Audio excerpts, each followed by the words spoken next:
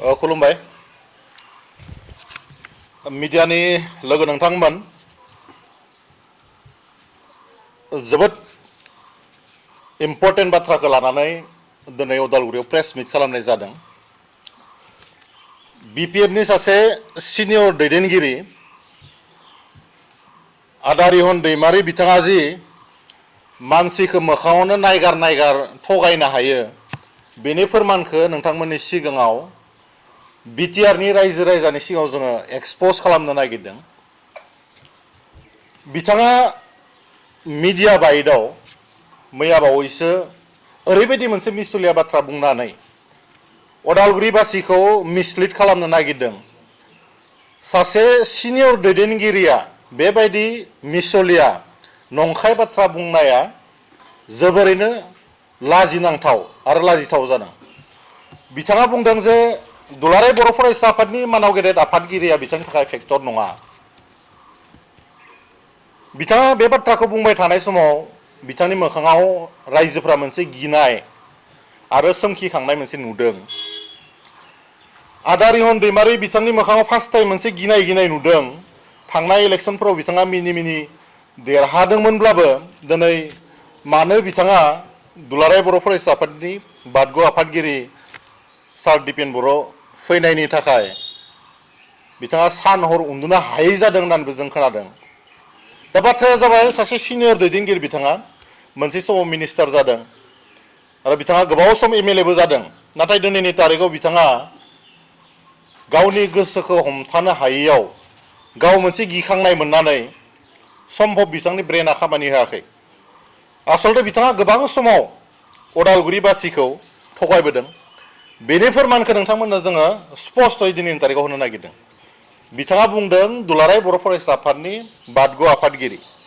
सार दिपेन बर'आ उदालगुरिनि बासिन्दा नङा होननानै बिथाङा मिडियानि सिगाङाव बुंदों। आচ্ছা एसेबां गिदिर मिसा बाथ्रा बुंनायनि सिगाङाव बिथाङा मानो खनसे सानना नायासै? बिथाङा गोबाव सम जिहेतु उदालगुरि कन्स्टिटुएन्सिखौ नेतृत्व होबोनो खाबु मोनदों आरो बेखिनि खाबुखौ रायजो राजा बिथांमोना बिथांनो होदों। नाथाय बिथाङा दुलाराय बर' फरायसा आफादनि मानाव गेदेर बादग' आफादगिरि बिथांखौ जेरैबायदि तुच्छ तासिल्य खालामनानै रायजो राजाखौ बिपथे बा नंखाय लामाथिं दैदेनलांनो नागिरदों बिनि फोरमानखौ जों नोंथांमोननो होनो नागिरदों। इलेक्शन कमिशन अफ इन्डिया नोंथांमोननो जोङो दसे उनाव वाट्सएपआवबो होगोन आरो जोंनियाव सफ्ट कपिबो दङ, नोंथांमोना लानो हागोन। बेवहाय रोखा रोखायै जोंनियाव प्रुफ दङ जे मानाव गेदेर दिपेन बर' बिथाङा उदालगुरि कन्स्टिटुएन्सिनो सासे बिथाङाबो भटार आरो बिथांनि जि भट सेन्टार 555 पुरनि गरायमारि उदालगुरि जिल्ला उदालगुरि अखम आसाम 784509 बेवहाय सिरियाल नाम्बार दङ 887 एसेम्बली कन्स्टिटुएन्सि नाम्बारा 46 उदालगुरि पार्ट नं आरो नामा दोङो पुरनि गरायबारि एलपि स्कुल राइट साइडआव 103 पुरनि गरायमारि प्राथमिक विद्यालय पोलिंग स्टेशन पुरनि गरायबारि एलपि स्कुल। दा बेनो रोखा फोरमान जे मानाव गेदेर दुलाराय बर' फरायसा आफादनि बारग' आफादगिरि दिपेन बर' बिथाङा उदालगुरि कन्स्टिटुएन्सिनो सासे भटार। होनबा मा मोखांजों मा खुगाजों आदारिहन दैमारि बिथाङा रायजो राजाखौ मिसलिड खालामनो नागिरदों? सासे बारग' मन्त्रि सासे दैदेनगिरिनिफ्राय बेबायदि मिसा बाथ्रा बुंनाया समाजाव जोबोद गाज्रि मोनसे इम्पेक्ट गोग्लैयो। दा बेखायनो फैबाय थानाय समाव बिथांखौ जों खावलायदों जाहाथे रायजो राजाखौ गले गले बेबायदि जाहाथे बिथाङा मिसलिड खालामा। फैबाय थानाय एसेम्बली इलेक्सनाव बिथाङा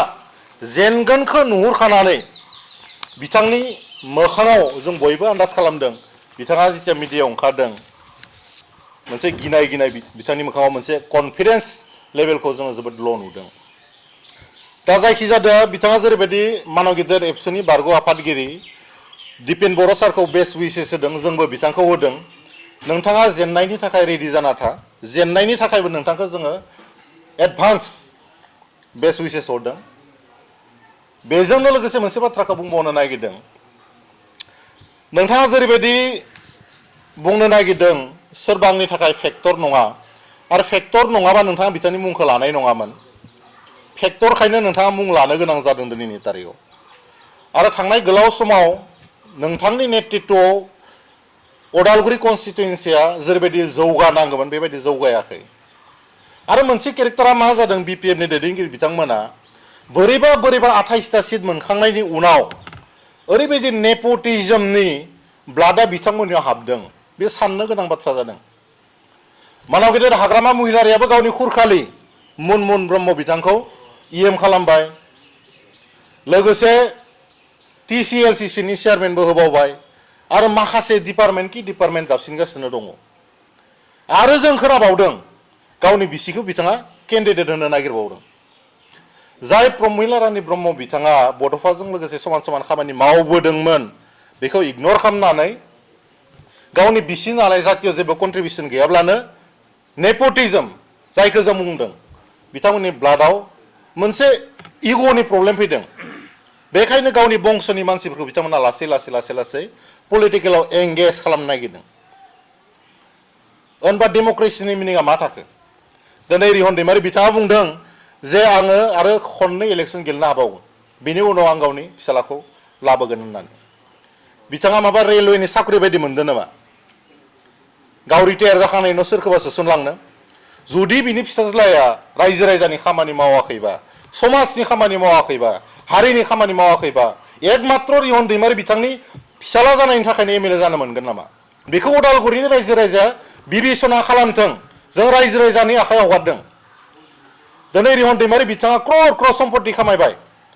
बिथाङा बहानि एसेबां सर्स मोनखो बेखेना सर्सखौथ' बिथाङा रायजो राजानि थाखाय बाहायनो हागौमोन आरो मोजां नेताफ्रा एसेबां थाखा फैसा थासोआ दिनै रिहन दैमारिया उदालगुरिनि सारौफाले बेयाव थांबाबो उदालगुरियाव रिहन दैमारिनि हा बिथिं थांबाबो बिथांनि सम्पति बानायबाय बेजों लोगोसे गावनि फिसालाखौबो बिथाङा इनडाइरेक्टलि इंगितखौनो होबाय आं लाबोगोन होननानै जों बुङाखै बिथांनि फिसालाखौ पलिटिक्सआव लाबोनाङा होननानै रायजो राजायासो नायदों बाथ्राखौ जे रिहन दैमारिनि फिसालाखायनो गाबोन एमएलए जानो मोनसिगोन नामा बिनि फिसाला बेसेबां कन्ट्रिबिउसन दङ ससाइटियाव बेसेबां सेक्रिफाइस दङ बेखौ रायजो राजाफोरा मोनसे पेरामिटारजों बिथांमोननि बिबेक बुद्धिजों नायगासिनो दङ दिनै सेम हाग्रामा महिलारि बिथांजोंनो बिथाङाबो नेपटिजमनि फारसे लांगासिनो दङ नामा दिनै गावसोरनि फिसालाफोरखौ एमएलए इएम एमसिएलए बानायनो थाखायसो बिथांमोनखौ जोङो पाब्लिकनि रिप्रेजेन्टेटिभ हिसाबै जोङो सायख'दोंमोन नामा गोबां कुइसनफोरा दङ बिथाङा थांनाय समाव जितु केबिनेट मिनिस्टारबो जादोंमोन बै समाव बिथाङा उदालगुरिबासिनि थाखाय बेसेबां सिरियासलि खामानि मावखो बै समाव बिथाङा जुदि खामानि मावनायबा दिनैनि तारिखआव उदालगुरिनि अबस्थाया आरो जौगानाय जानो नांगौमोन थारमाने बिथाङा बै समाव सम्पति लुथिनायनिसो खामानि मावदों आरो नोंथांमोनाथ' नायबायनो पलिटिक्सनि थाखायसो एसेबां मिसा बाथ्रा बुंनो हायो दिनै गावनि फिसालाखौ बिथाङा फैसा राननायाव बाहायगासिनो दङ फैसा राननाय माबा समाजनि खामानि मावनाय जायो नामा सोरखौबा लोंहोनाय माबा जाहोनायनिबो बेबस्था खालामबाय थादों बेखौ गावनि फिसालानो दायित्व होदों माने मा मानसिफोरखौ गाज्रि लामाथिं दैदेननो नागिरदों सासे सिनियर लिडारनिफ्राय बेबायदि रायजो राजाया खमसे खम उदालगुरिबासिया एक्सपेक्ट खालामाखैमोन दिनै रायजो राजाखौ जेरैबायदि बिथाङा थगायनो नागिरगासिनो दङ बिथांखौ खनसे एमएलए खालामनाय माने रिहन दैमारिखौ आरो खनसेबाव जुदि एमएलए खालामोबा आरो बिथांनि सम्पतिखौ आरो बारायबावना होनाय बिथांखौ रायजोफोरा माने सम्पति खामायनो चान्स होबाय थानो ना मोनसे समाव जाय मानसिया 25 बोसोर गोलाव सम जिबननि बर'नि मोनसे भाइब्रेन्ट अर्गेनाइजेसन जायखौ बेकबन अफ दि बड' ससाइटि होननानै बुंदों दुलाराय बर' फरायसा आफादाव 25 बोसोर जातिनि थाखाय होबोनाय जातिनि थाखाय संग्राम खालामबोनाय सार दिपेन बर'खौ सायख'नो ना सासे कराप्टेड लिडार रिहन दैमारिखौ थाखा फैसा खामायबावनो चान्स होनो बे डिसिसना खिन्थु दिनै अदालगुरि बासिनि सायाव मोनफैबाय रायजो राजाफ्रा दिनै रोखा रोखा नुहुरदों जे रिहन दैमारि बिथांखौ जुदि फिन खनसेबाव देरहाहोयोब्ला बिथांनि बिल्डिं आरो जौबावगोन बिथांनि प्रपार्टि आरो इनक्रिज जाबावगोन बेखायनो रायजो राजानि खामानि मावग्रा जातिनि खामानि मावग्रा जाय मानसिया 25 बोसोर जातिनि थाखाय सेक्रिफाइस खालामबाय सार दिपिन बर' बिथांखौ दिनै अदालगुरिनि रायजो राजाया नागिरदों बिथांखौ सिरियासलि नागिरदों आरो बेखायनो दाखालिनि बिथांनि जि जयनिं प्रग्राम बेयावहाय लोब लोब बर'नि मेन इन्टेलेक्सुयेलफोरा जायफोरा बर'नि थै दङ बर' रायजो राजाखौ जाय मोजां मोनो बर' हारिखौ जाय मोजां मोनो लोगोसे गुबुन हारिफोराबो बिथांखौ बरायनो थाखाय जयनिं प्रग्रामाव लैहोर लैहोर बाहागो लादों आरो बेखौ नुनानैथ' रिहन दैमारि बिथाङा फाग्ला बायदि जादों बिथाङा मोजां उन्दुनो हायाखै बेखायनो बिथाङा मिडियायाव जानला मानला बुखिदलाबायदों गतिके आं खावलायदों जुदि बिथाङा एसे साननाय हनायनि जुदि असुबिदा जामारबायबा बिथाङा खनसे एसे रेस्ट लानायनि बाथ्राखौ साननांगौ बिथाङा बुंदोंथ' 10 बोसोरनि उनाव रिटायारमेन्ट लागोन होननानै बिथाङा 10 बोसोरनि उनाव रिटायारमेन्ट लानाय लायै बेयो बिथांनि खोथासै किन्तु बिथाङा जे गावनि फिसाज्लाखौ सोरखौबा जौ दौनो सोरखौबा माबा गेलेनो सोरखौबा गाज्रि लामाथिंजे दैदेननो नागिरगासिनो दङ बेखौ किन्तु समाज सिबाखिया नायगासिनो दङ दा बेखायनो जों फैबाय थानाय समाव आदा रिहन दैमारि बिथांखौ रायजो राजाखौ मिसलिड खालामनाय आरो मिसलिया बाथ्रा बुंनायनिफ्राय गोजानाव थानो थाखाय गुरै खावलायदों मोनसे आलादा सोंथि जिहेतु बिटिआरआव कर्टजों फैफानाय माखासे इन्स्टिटिउसनफोर दा हमनानै ला आम्बागावआव खननै बेखेवनाय जाबाय बेखौ जों क्लियार मोनदां कुइसनखौ बुजि मोनदों दिनै बिथांमोना मानाव गेदेब प्रमद बर'नि समाव जिफोर सेंसन जाखानाय खामानि बिथांमोना डाबल इनागुरेसन खालामनो नागिरो जेरावबो बिथांमोना खालामदों बिथांमोननि जिथु सेना जानाय एग्रेसिभ आखु बेखायनो बिपिएफ राजखान्थि हान्जाखौ 5 माइल मानसिफ्रा गाज्रि मोनदों दिनै मानाव गेदेब प्रमद बर'आ जिफोर प्लानिंखौ खालामना गालांदोंमोन आरो दुलाराय बर' फरायसा आफाद एनडिएफबि आरो इउबिपिअनि नाजानायाव बर' रायजो राजानि नाजानायाव बिटिआर सक्तिनि उनाव बिटिआर सक्तियाव जिफोर जों मोनबोखानाय माखासे इन्स्टिटिउसनफोर बेफोरखौ बिथांमोना दिनै इलेक्सन खाथिखाय बेखेवफ्लादों बेफोर ओरैबाबो जाखानो गोनांमोन नाथाय गावसोरा पलिटिकेल माइलेन्स लानो थाखाय आरो पलिटिकेल क्रेडिटखौ लानो थाखाय बिथांमोना मोनसेनि उनाव मोनसे बेखेवगासिनो दङ नांगौबा बिथांमोना बै समाव थांनाय 5 बोसोराव जानाय किसुमान नेम प्लेटखौ सेफायनानैबाबो गावसोरा बानायदों होनना देखायनो थाखाय रायजो राजानि सिगाङाव गावसोरखौ हिर' देखायनो थाखाय बिथांमोनाथ' मा बाजेट दङ नोंथांमोना नुदों नामा 4 मासनि बिटिसि सोरजिजेननायनिफ्राय 4 मासनि मालाबा बाजेट जों नुफेराखैमोन हाग्रामा महिलार बिथांनि समाव जाबाय माने बिथांमोननि फैसायानो गैया जोंनि सरकारनि समाव जोङो खमसे खम 300 कोटि फैसा रायजो राजानि मोजांनि थाखाय गारबोदोंमोन किन्तु बिथांमोना 17 बोसोर सासन खालामनायाव 2900 कोटि टाका दाहार खालामनानै फैदों दा बै जिथु हिस्टरि बिथांमोननि जिथु रिपर्ट बिथांमोननि जा पास हिस्टरि बेखौ नायोब्लाथाय जोबोद दुखु गोनां दा बिथांमोननि जिथु केरेक्टार बिथांमोननि जि एग्रेसिभ केरेक्टार बेखौ रायजो राजाफ्रा नुदों आरो नायबाय थादों दा गासिबो बाथ्राखौ नोंथांमोना मिडियानि मानसि मालाबा सों आमुखौ मालाबा नायगोन बिथांमोना दा इलेक्सन मोनफैनायखाय फिथाखा हागासिनो दङ बिथांमोना मोनबो सिउरिटि गैया बेफोरथ' एकर्डआव फैखानाय दिनै नङा गाबोन जाखागोन रिहन दैमारि एमएलए नंबाबो नङाबो बेखौ भारत सरकार आसाम सरकारा खालामथारनांगोन दा बाथ्राया दुखु गोनाङा बेसो जादों बिथांमोना मोनफ्रोमबो बाथ्राखौ माने क्रेडिटखौ लानो नागिरो बेखायनो सांग्रां जानांगौ अदालगुरिनि मानसिफ्राल' नङा रायजो राजाल' नङा साफ्रोमबो बर' रायजो राजाया बिपिएफनिफ्राय सांग्रां जानाया गोनांसै मालाबा बिथांमोना गुबुनारिनि खाथियाव थांनानै बिथांमोना जातिखौ फाननो थाखाय एसटिखौ फाननो नागिरो मालाबा हानि पट्टा होनो नागिरो